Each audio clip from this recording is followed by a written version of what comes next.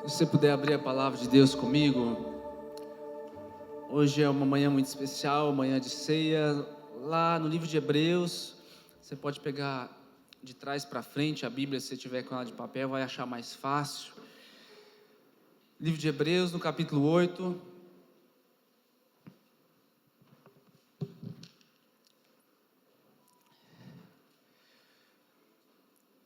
Eu quero fazer algo diferente contigo nessa ceia. Geralmente nós temos aí meio que uma liturgia nossa, né, que a gente criou. E hoje eu queria fazer algo diferente, despertar o teu entendimento dentro daquilo que eu creio que o Espírito Santo revela até nós. São um texto que nós costumamos ler sempre na ceia, o texto de 1 Coríntios, uma instrução de Paulo a uma igreja muito próspera, uma igreja grande, uma cidade grega, portuária, havia prosperidade, uma igreja cheia de dons. Os capítulos sobre os dons que nós encontramos na Bíblia está para essa igreja de Corinto, mas ao mesmo tempo uma igreja meio confusa, uma igreja com divisão, uma igreja que queria preferência de pregadores. Eu quero Paulo, eu quero Apolo, em meio a tantas coisas. Paulo nos dá essa instrução lá em 1 Coríntios. Mas antes de nós lermos pelo menos aquele finalzinho de texto, eu queria expor para você 3 capítulos, é bem comprido, Hebreus 8, 9 e 10. Não sabemos quem escreveu o livro de Hebreus, mas sabemos quem o inspirou, foi o Espírito Santo, né? Os historiadores não sabem quem foi. E ele vai explicar sobre um sumo sacerdote de uma nova aliança. Por que eu quero que você entenda isso? Porque nós vamos celebrar a ceia no meio dessa palavra. Hoje ela vai ser diferente das outras vezes. Eu gostaria que a tua mente estivesse muito atenta, voltada para a palavra, ao que ela diz, porque quando Jesus vai pronunciar, esse é o sangue da nova aliança, para nós talvez hoje já é meio que cotidiano nós pensarmos a respeito disso. Eu quero terminar isso tudo junto com um momento de adoração, porque são duas coisas intrínsecas. Eu vou tentar explicar para você lá no final da palavra. É como se fosse respirar. Como é que você consegue adorar o Senhor? É como se fosse respirar. O que você faz em primeiro ou em segundo para você respirar? Você expira ou você inspira? Você não sabe o que você faz primeiro. As duas coisas meio que parece quando você nasceu, né? Você não sabe se o ar entrou primeiro, o que aconteceu, se saiu o que estava lá dentro. Mas o fato é que dali por diante começa um movimento que não cessa mais, de inspiração e ao mesmo tempo expira. E há momentos que você inspira mais do que você expira, dependendo do que você vai fazer. E a adoração e a graça do Senhor, elas vão andar nesses dois conceitos. A ceia do Senhor, ela nos vai lembrar muito disso. Eu quero tentar terminar a palavra com esse entendimento, mas eu não consigo levar você a um movimento de adoração. Seria como se eu quisesse que você expire o máximo que você puder agora, mas você não puxou muito ar, e aí não tem muito o que dar. E o que é esse inspirar e o expirar? O inspirar é o entendimento da graça, e o expirar é a adoração que você expressa. Então você não consegue expirar se o ar não entrou primeiro. Você não consegue expressar a adoração se você não tem o entendimento do que é a graça de Deus, você entende? Você vai conseguir cantar algumas coisas, você vai entrar no movimento e você vai às vezes se sentir bem, por causa da música, por causa da atmosfera, por causa de algum dia que talvez você está mais sensibilizado. E isso tudo é muito bom, não estou descartando. A emoção faz parte da nossa adoração, mas ela não é a essência da nossa adoração. Isso significa que você não adora só o dia que você está alegre. Você não adora só quando você tem vontade. Ela tem que fazer parte de você, como a inspiração e a expiração. Você não é que não pensa para fazer, é uma coisa que tem que acontecer simultaneamente. E Jesus vai falar sobre várias coisas a respeito disso. Eu vou abrir alguns textos.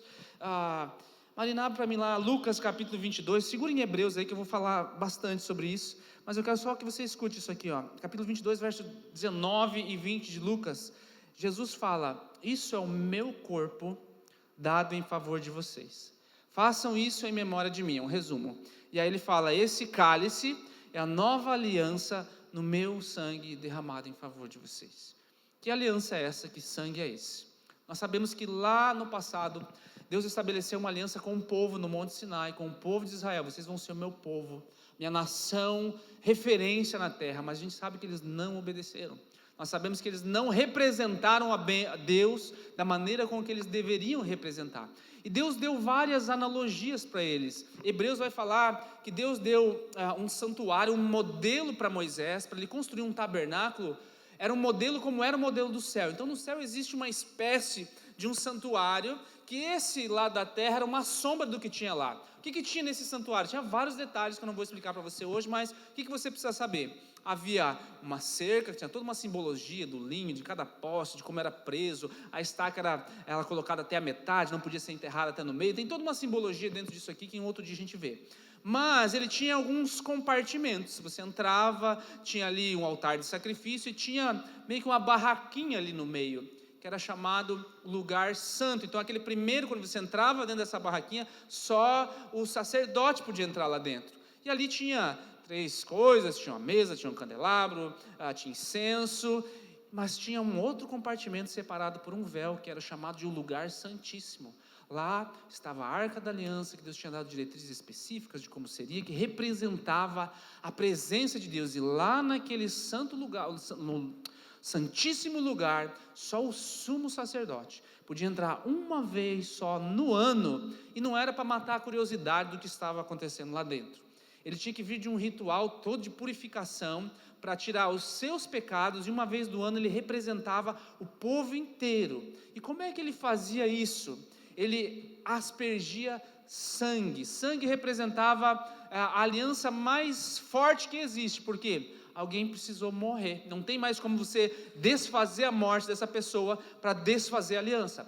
Por isso que Deus vai usar muita simbologia lá no Velho Testamento. Parece estranho para nós, né? Nossa, quanta morte, quanto sangue. Não, Deus estava tentando ensinar a eles o nível de compromisso que Ele queria ter com eles. Por isso que, olha, vai haver sangue nesse momento, porque um animal inocente, que não tem nada a ver com o teu pecado, vai morrer por você, e não tem mais como você desfazer a morte. Ou seja, essa aliança que eu quero fazer contigo, ela é tão profunda, que não tem como ser desfeita. Mas tinha muitas regras, e a gente vai olhar agora para esse texto de Hebreus capítulo 8, 9 e 10, eu vou saltar alguns versículos aqui, mas o autor ele vai explicar para nós em detalhes, muitas coisas a respeito disso. Eu quero tentar explicar para você como é que vai funcionar essa graça, de quando Jesus falar assim, ó, é uma nova aliança, está todo esse conceito aqui embutido. Então olhe comigo lá, querido, por favor, Hebreus capítulo 8, vou ler, eu vou saltando vários, mas vou começar lendo o primeiro. O mais importante do que estamos, é a Nova Versão Internacional, tá? O mais importante do que estamos tratando é que temos um sumo sacerdote como esse. Lembra que eu falei para você que só o sumo sacerdote podia entrar representando o pecado do povo? Pois bem, agora ele vai falar de um sumo sacerdote diferente. Temos um sumo sacerdote como esse, o qual se assentou à direita do trono da majestade nos céus. Quem que se assentou à direita de Deus Pai? Então esse sumo sacerdote que ele está falando aqui agora é a respeito de Jesus. Preste atenção. Se assentou à direita do trono da majestade dos céus e serve no santuário, no verdadeiro tabernáculo que o Senhor erigiu e não o homem. Então ele está falando que no céu existe uma espécie de um tabernáculo, e aquilo que foi colocado na terra foi uma sombra do que haveria de estar lá. Deus queria ensinar lá. E aí ele fala no verso 3 ali, ó, todo sumo sacerdote é constituído para apresentar ofertas e sacrifícios, e por isso era necessário que também esse tivesse algo a oferecer. E aí Deus tinha falado para Moisés assim, ó, tá ali no verso, nossa, minha visão, 5, segunda parte do verso 5, está escrito assim, ó, tenha o cuidado, a última parte, tenha o cuidado de fazer tudo segundo o modelo que lhe foi mostrado no monte. Lembra que Moisés subiu ao monte? Ele ficou um tempo meio que perdido lá, o pessoal achou que ele já tinha, morrido, que Deus tinha levado ele. Deus estava falando tantas coisas lá para ele. Eu penso que lá naqueles tempos, naqueles 40 dias que Moisés ficou lá, Deus talvez tenha dado revelações para ele sobre o início dos tempos. Depois ele vai escrever Gênesis. Deus tenha dado revelações para ele. Poxa, era face a face. Deus teve um relacionamento com Moisés que ele não teve com ninguém depois, quando Jesus veio à terra. Nem Elias, que mesmo ele foi arrebatado, não tinha esse tipo de relacionamento com Moisés. Deus vai falar diante do povo, diante do irmão e da irmã de Moisés, olha, com vocês eu falo através de profecias e sonhos, mas com o meu servo Moisés é diferente. Ele está comigo face a face. Então Moisés foi um cara realmente diferenciado. Deus deu um modelo para ele, Deus deu muitos detalhes para ele lá no Monte Sinai, entre eles, detalhes sobre esse tabernáculo. Então tenha cuidado de fazer isso. Olha o verso 6. Agora, porém, tem 3 coisas superiores que Jesus vem implantar aqui.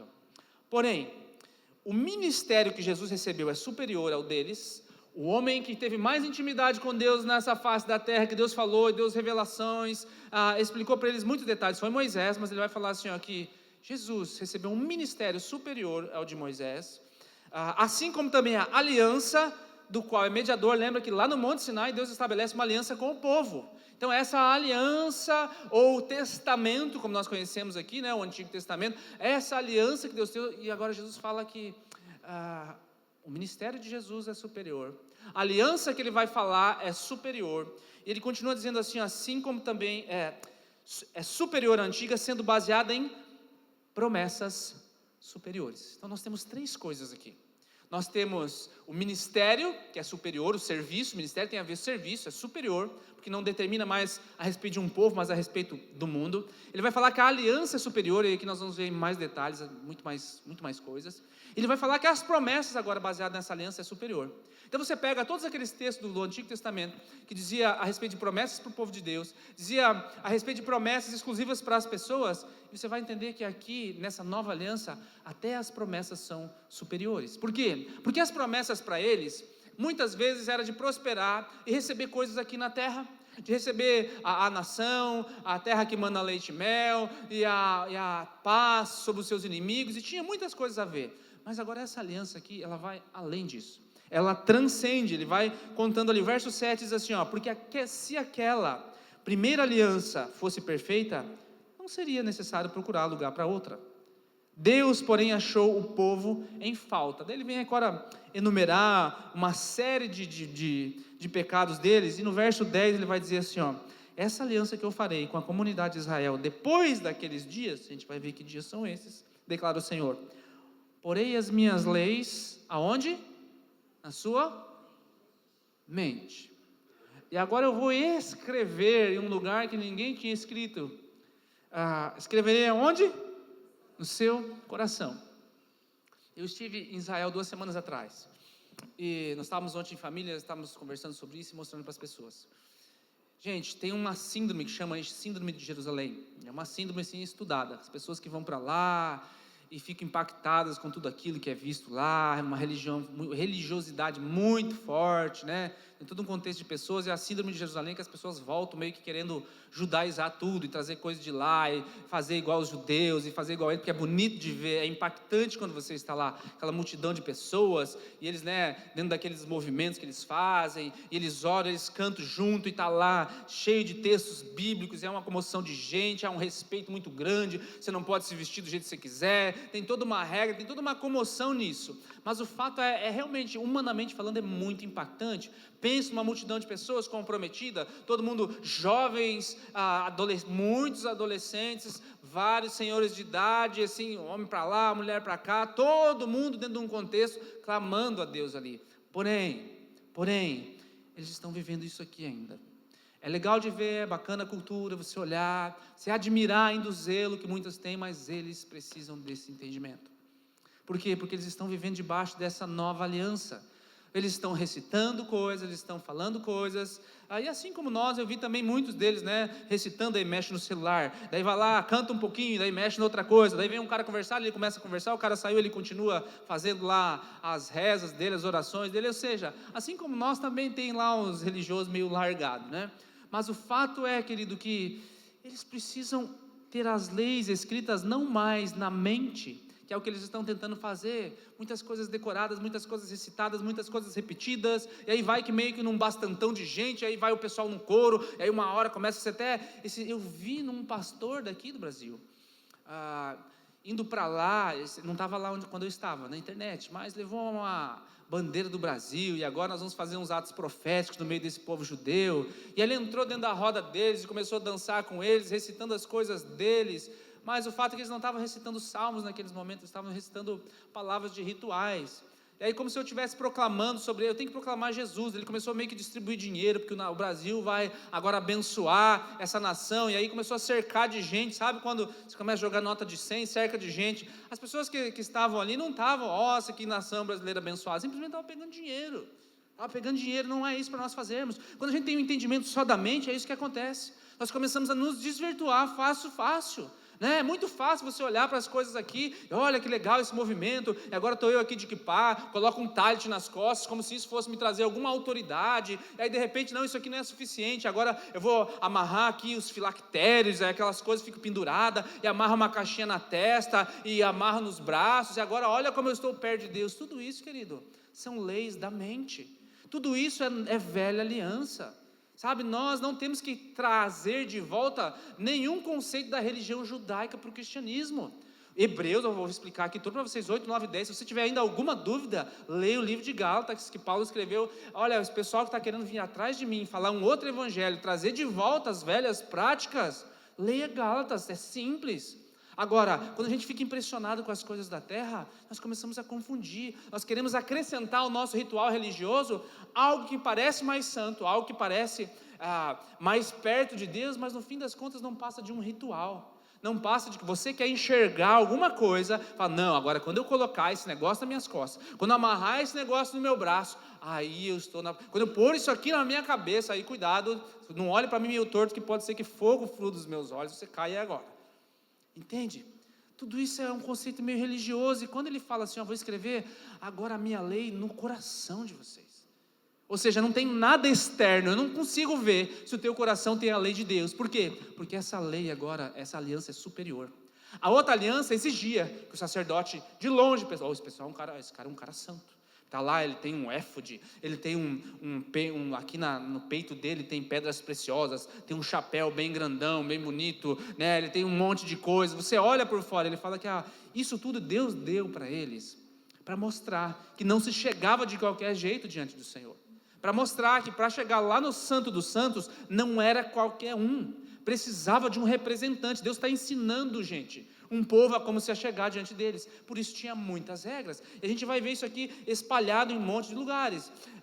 Ainda no capítulo 8, o verso 12, olha aqui, qual é a ideia de Deus? Porque eu lhes perdoarei a maldade, e não me lembrarei mais dos seus pecados. Qual era a ideia de Deus colocar tudo isso, gente? Deus queria perdoar os nossos pecados, e não só perdoar, Ele queria ter uma amnésia a respeito do que aconteceu, o que nós fizemos diante dele. Então, qual é o desejo de Deus? Perdoar os nossos pecados. E qual é o desejo, qual é a forma que Deus quer nos tratar daqui por diante? Como se nós não tivéssemos pecado mais. Sabe, toda a nossa vida pregressa foi lançado sobre Ele, por isso que o texto de Isaías, né? O castigo que nos traz paz, hoje eu estou bem tranquilo, mas foi exigido um castigo. O castigo que nos traz paz não estava sobre mim, estava sobre Ele. Sobre as suas feridas nós fomos sarados. Qual é a ideia de Deus? Perdoar os nossos pecados. E fazer o que depois? Nos cobrar quando a gente errar de novo. Senhor, estou eu aqui de novo. Eu não sei do que você está falando, porque eu te perdoei de verdade. Mas e agora, o que eu faço? Olha o verso 13, ainda do capítulo 8. Chamando nova aliança, ele tornou antiquada a primeira. E o que se torna antiquado e envelhecido está a ponto de desaparecer. Ele não está riscando o Antigo Testamento, tá, gente? Mas ele está falando que existe um conjunto de regras lá que teve o seu papel, e esse conjunto de regras passou. Os princípios que estão lá permanecem, porque o que Jesus veio falar? Jesus falou que ele não veio abolir a lei, ele veio cumprir a lei, mas ele ampliou a lei, ele resumiu a lei toda em 2 versinhos bem fáceis da gente carregar, né? No que está resumido toda a lei? Amar a Deus sobre todas as e aí ele termina dizendo assim, nesses 2 princípios está resumido todas as leis. Toda a primeira parte dos 10 mandamentos, que é um conceito moral, toda a segunda parte, que é um conceito relacional. A segunda parte é não matar, não roubar, diz respeito às pessoas. A primeira parte diz respeito a Deus, não terás outros deuses diante de mim. Por isso que a primeira parte é com Deus e a segunda parte é com os outros. Nós vamos ver isso na ceia. São 2 coisas. Se eu não tiver o entendimento da primeira, eu não consigo fazer a segunda. Se eu não conseguir fazer a segunda, eu nem podia me achegar à primeira. Por isso que eu falei que é como inspirar e expirar. Você depende dos 2. No capítulo 9 ele vai começar dizendo assim, ora, a primeira aliança tinha regras para adoração. Tinha todo um conceito.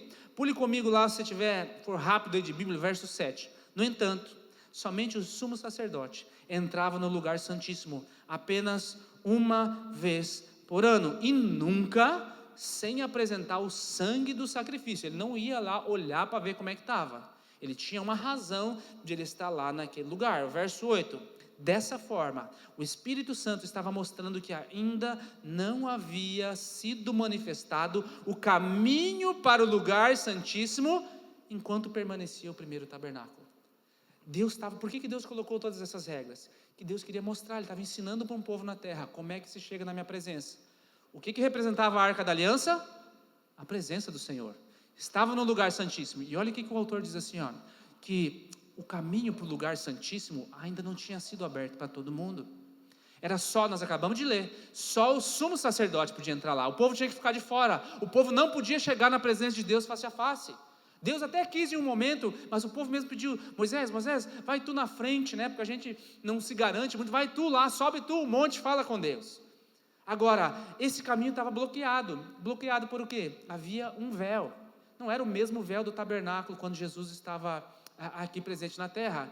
O tabernáculo passou por algumas reformas. Davi teve a ideia da construção, Salomão construiu, os babilônios destruíram, Esdras e Neemias, essa turma começou a reerguer de novo, construíram. Quando chegou Herodes o Grande, ele fez algo extraordinário que está lá até hoje, aquela plataforma. E aí nos tempos de Jesus estava lá aquele tabernáculo suntuoso, não estava lá mais a Arca da Aliança, mas tinha um véu gigante, separando simbolicamente o lugar santíssimo, que o sacerdote ainda entrava lá, uma vez por ano, não sei fazer o quê, que não tinha mais a Arca da Aliança, mas a religiosidade ainda imperava. Havia um bloqueio, não podia chegar na presença de Deus. Mas lembra, nós lemos o verso 12, qual é o desejo de Deus? Perdoar os meus pecados e se esquecer deles. Por isso que uma aliança, ela vai exigir alguma coisa. Como é que eu vou responder a um Deus que quer ter esse tipo de relacionamento comigo? Ele quer perdoar os meus pecados e quer não mais lembrar deles. Como é que eu vou reagir? Me dá licença para pecar desordenadamente, me dá licença para eu viver a vida do jeito que eu quero depois do que Ele fez. Você entende que você não consegue expressar adoração de nenhum tipo se você não tem entendimento da graça. Você consegue expressar uma emoção, você consegue se sentir bem, você levanta suas mãos às vezes, diz algumas palavras, minha emoção, mas se você não tiver o entendimento da graça, querido, são palavras lançadas no tempo. E como é que você sabe quando você experimentou a presença de Deus e quando foi só emoção? Quando é só emoção, passa 2, 3 dias, você está igualzinho que você estava antes. Você volta rapidinho para as velhas práticas. Quando você experimenta a presença de Deus, não tem como você sair da presença de Deus pensando assim, agora deixa eu ir lá pecar, deixa eu ir lá me fazer coisas que desagradam o Espírito Santo. Não tem como. Porque na presença de um Deus que é tão santo, o primeiro sentimento que tem é: como eu ajo errado na minha vida. Nós vamos ver isso expressos lá em Ezequiel, Isaías, pessoas que tiveram contatos imediatos de 7º grau, vamos dizer, né, com a presença de Deus, pessoas que tiveram revelações. O João, o discípulo João, a primeira coisa que quando ele está lá diante de Deus, vendo aquela visão, ele se prostra, ele quer adorar a anjo que está do lado dele, ele, meu Deus, o que está acontecendo? Ai de mim. Depois Ezequiel vai falar, Isaías vai falar que eu sou um homem impuro, eu habito no meio de um povo impuro. Qual é a sensação que a gente tem de um Deus que é tão santo? O quanto eu estou afastado dele. Portanto, querido, quando você sabe que você entrou na presença de Deus, você sai daquele lugar impactado e querendo transformar a tua vida.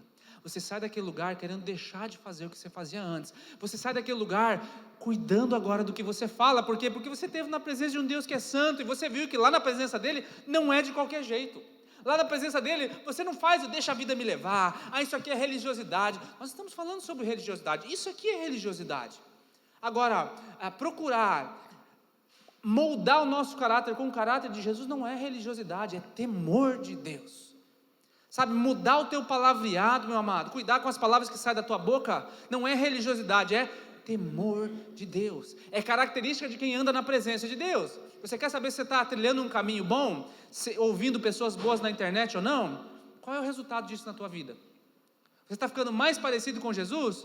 Ou você está ficando assim, eu quero fazer o que eu quero mesmo, e Deus sabe, Deus perdoa mesmo, a graça de Deus me alcança. Uma das maiores heresias do nosso tempo. Uma das maiores heresias do nosso tempo é uma tal de teologia da hipergraça. Você pode fazer o que você quiser, que fala da Bíblia, eles vão falar um monte de coisa da Bíblia, eles só vão ressaltar a parte do amor, ou seja, é como algumas filosofias políticas também aí, só ressalta a parte do direito que você quer ter, nada de deveres. Eu só quero as coisas, os benefícios que eu vou ter. Essa é a tal da teologia da hipergraça, que no final você pode fazer o que você quiser, você pode continuar indo nos lugares que você quiser, você vai lá nos lugares mais promíscuos, nos lugares lá onde Deus não é feito de chacota, onde Deus não está naquele lugar, e depois você entra depois na presença dele do jeito que você quiser, você fala do jeito que você quiser, você continua, e no final, Deus tem misericórdia, Deus nos ama tanto, Ele se entregou por nós, e você vai ser salvo, vai entrar bem tranquilo. É uma das maiores heresias que você vai ver. Por quê? Porque está lá na palavra de Deus, no final dos tempos, o amor de muitos. O que é um amor frio? Pensa no casamento dos outros. Amém? Amém ou não? Pensa no casamento dos outros. O que é um casamento frio? Estão lá vivendo, moram junto, não vamos se separar não, nós se amamos, se gostamos. Vou até tirar os plurais aqui, né? Se amamos, se gostamos. Mas não tem mais intimidade sexual, não tem mais elogio que tinha antes, não tem mais presentinho, de vez em quando no aniversário, quando lembra, no Natal, olhe lá, de vez em quando. Isso é um relacionamento frio, tá junto, não nos separamos no papel, mas não tem mais intimidade, amor frio. O que é o amor com Deus frio? É a mesma coisa, querido. Ainda sou crente, proclamo, da minha boca saem essas palavras, mas o meu relacionamento com Deus é igual esse relacionamento de casamento. Está frio, não tem mais intimidade, não tem mais prazer de estar junto, não tem mais celebrações. Quando eu entrego um presente para Deus? É quando, nos dias que eu sou obrigado, quando eu lembro, quando eu não esqueço ainda do aniversário de Deus. Sabe, querido, não foi para isso que Deus quis criar esse novo e vivo caminho. Há algo muito precioso aqui por trás. E aí Jesus faz isso de uma vez por todas. Verso 12 do capítulo 9 diz assim, não por meio de sangue de bodes e novilhos, mas pelo seu próprio sangue, ele, nós estamos falando de Jesus desde o capítulo 8, né? Ele entrou aonde? No lugar santíssimo. Mas a gente sabe que Jesus não entrou literalmente lá, ele estava preso na cruz. De uma vez por todas, ou seja, uma vez só. Verso 13 vai dizer que o sangue de bodes e touros e as cinzas de uma novilha espalhada, isso aqui era o ritual deles, tá? Que estão cerimonialmente impuros, os santificam de forma que se tornam exteriormente puros. Quanto mais o sangue de Cristo, que pelo Espírito Eterno se ofereceu, olha lá, purificará a nossa... Entende que agora não é mais o corpo, não é ritual, é mente e coração. Tem que entender a mente, a graça. Transformai-vos, não vos conformeis com esse mundo, transformai-vos pela renovação da vossa. Tem que haver entendimento da mente, querido. Outro versículo diz assim, estejais preparados em tempo e fora de tempo para responder qual é a razão da tua fé. Por que você precisa de um Salvador? Se alguém te perguntar, você sabe dizer?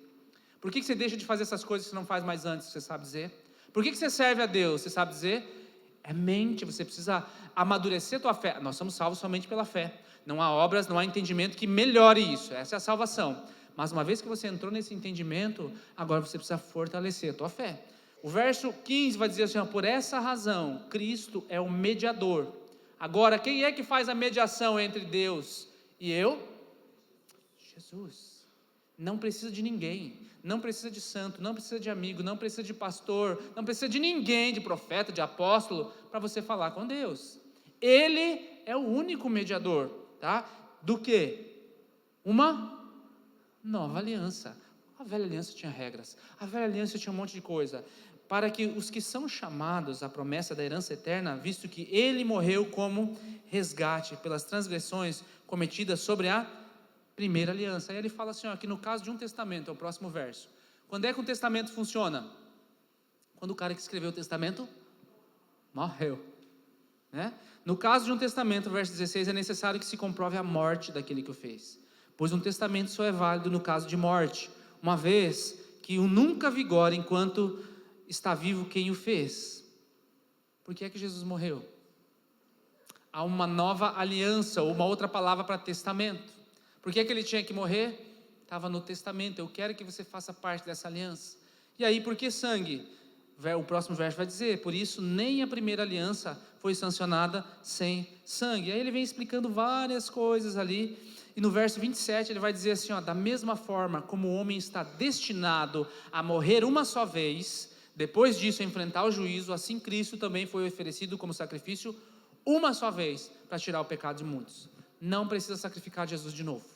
Não preciso de mais um sacrifício, não preciso celebrar o sacrifício ou a morte de Jesus como substituto do meu pecado, porque isso foi feito uma vez. E aqui tem um conceito maior aqui por trás também. Ele está usando analogia, o texto quer dizer a respeito disso, que Jesus morreu uma só vez, isso foi suficiente. Mas ele fala assim, que ao homem foi dado nascer uma só. Nascer e morrer, quantas vezes? Quantas vezes? Uma só vez. Aqui derruba toda e qualquer ideia de reencarnação. Aqui derruba toda e qualquer ideia de existe um lugar no meio, um purgatório, um lugar transcendente, que você vai daqui, vai para lá. Ele fala assim, você vai nascer e vai morrer uma só vez, vindo depois o quê? O juízo. O que a gente faz nesse meio tempo é um assunto para um outro dia. Mas é aqui onde nós vemos que, uma vez só eu tenho uma oportunidade única que se chama vida.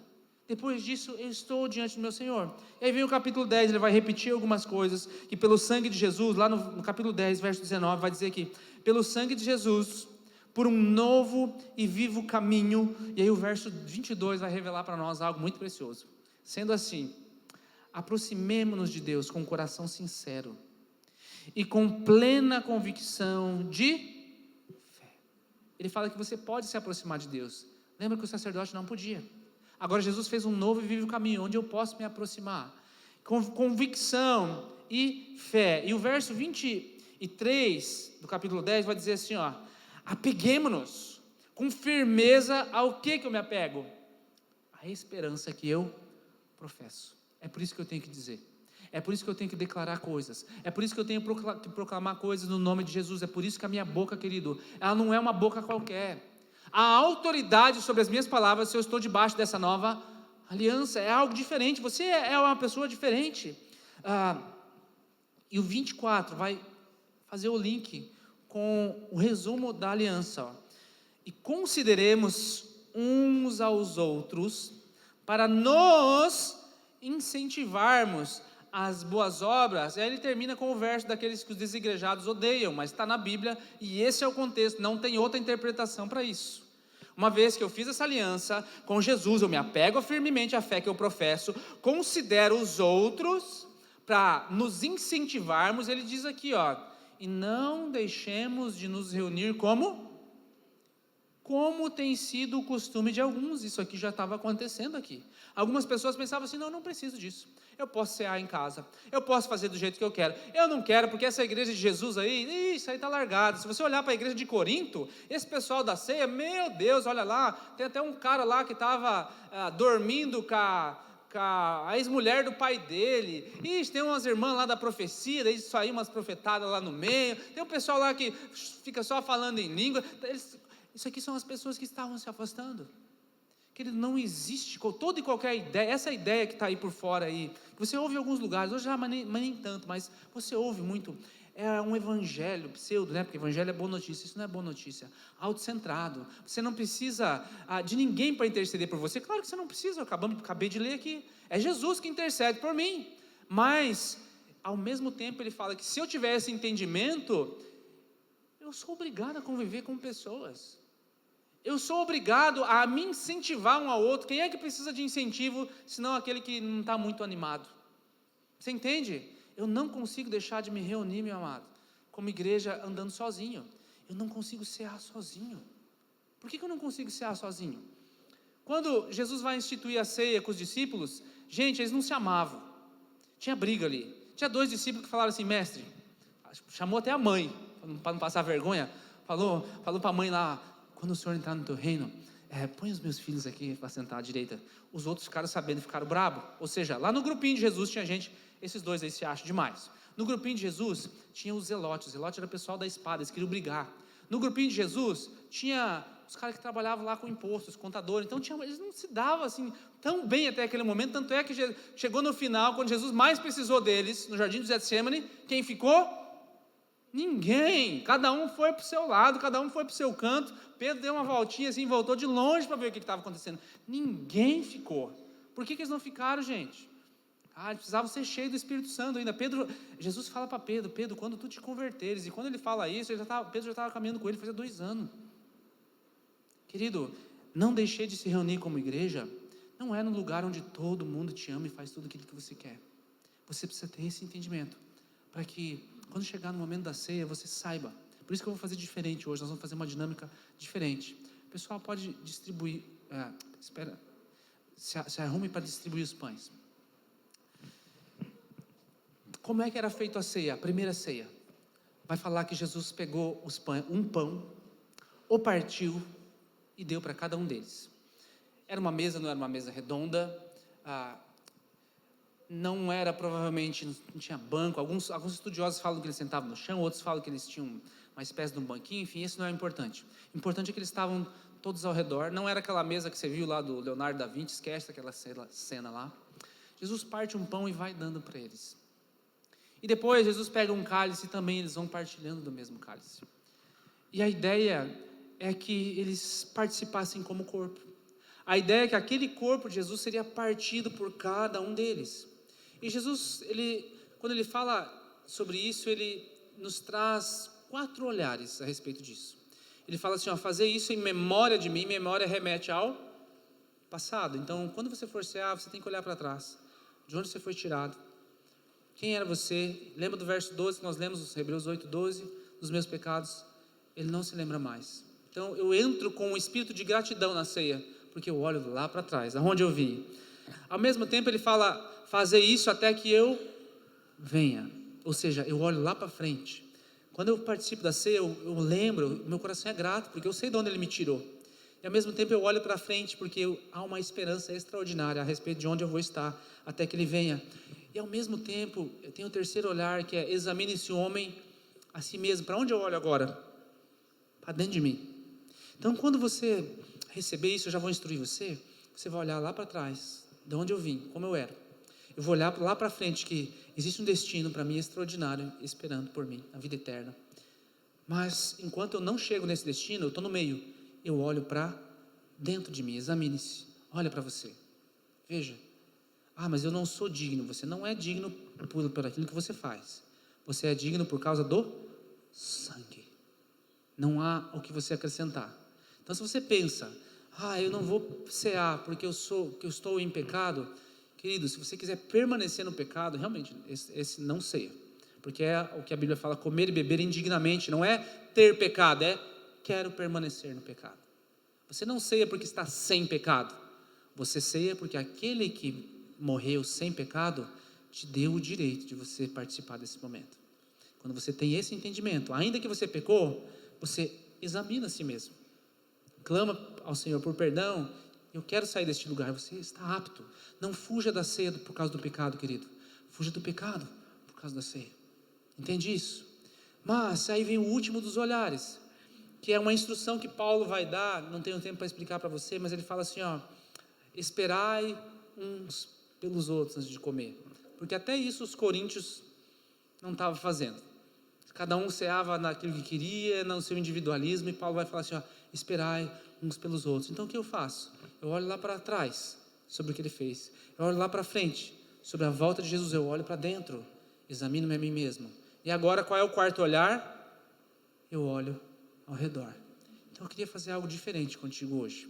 Eu gostaria que vocês mexessem as cadeiras de vocês e se reunissem aí em grupos de 4 a 6 pessoas. Se você tiver com a tua família, tiver mais de 4 pessoas, se reúne.